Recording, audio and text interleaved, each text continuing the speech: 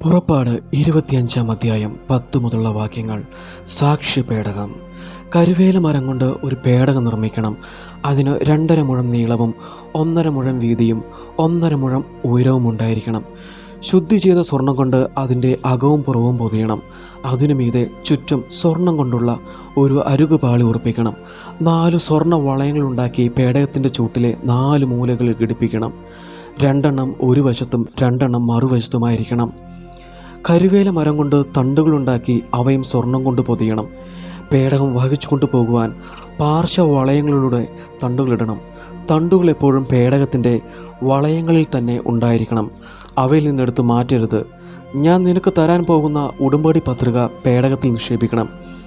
ശുദ്ധി ചെയ്ത സ്വർണം കൊണ്ട് ഒരു കൃപാസനം നിർമ്മിക്കണം. അതിൻ്റെ നീളം 2.5 മുഴം, വീതി 1.5 മുഴമായിരിക്കണം. കൃപാസനത്തിൻ്റെ 2 അറ്റത്തുമായി അടിച്ചു പരത്തിയ സ്വർണം കൊണ്ട് 2 കെരൂബുകളെ നിർമ്മിക്കണം. കൃപാസനത്തിൻ്റെ 2 അറ്റത്തും അതിനോട് ഒന്നായി ചേർന്നിരിക്കത്തക്ക വേണം കെരൂബുകളെ നിർമ്മിക്കാൻ. കൃപാസനം മൂടത്തക്ക വിധം കെരൂബുകൾ ചിറകുകൾ മുകളിലേക്ക് വിരിച്ച് പിടിച്ചിരിക്കണം. കെരൂബുകൾ കൃപാസനത്തിലേക്ക് തിരിഞ്ഞ് മുഖാഭിമുഖം നിലകൊള്ളണം. കൃപാസനം പേടകത്തിന് മുകളിൽ സ്ഥാപിക്കണം. ഞാൻ നിനക്ക് തരാൻ പോകുന്ന ഉടമ്പടി പത്രിക പേടകത്തിനുള്ളിൽ നിക്ഷേപിക്കണം.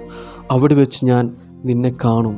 കൃപാസനത്തിന് മുകളിൽ നിന്ന് സാക്ഷ്യ പേടകത്തിന് മീതെയുള്ള കെരൂബുകളുടെ നടുവിൽ നിന്ന് ഇസ്രായേലിന് വേണ്ടിയുള്ള എൻ്റെ കൽപ്പനകളെല്ലാം ഞാൻ നിന്നെ അറിയിക്കും.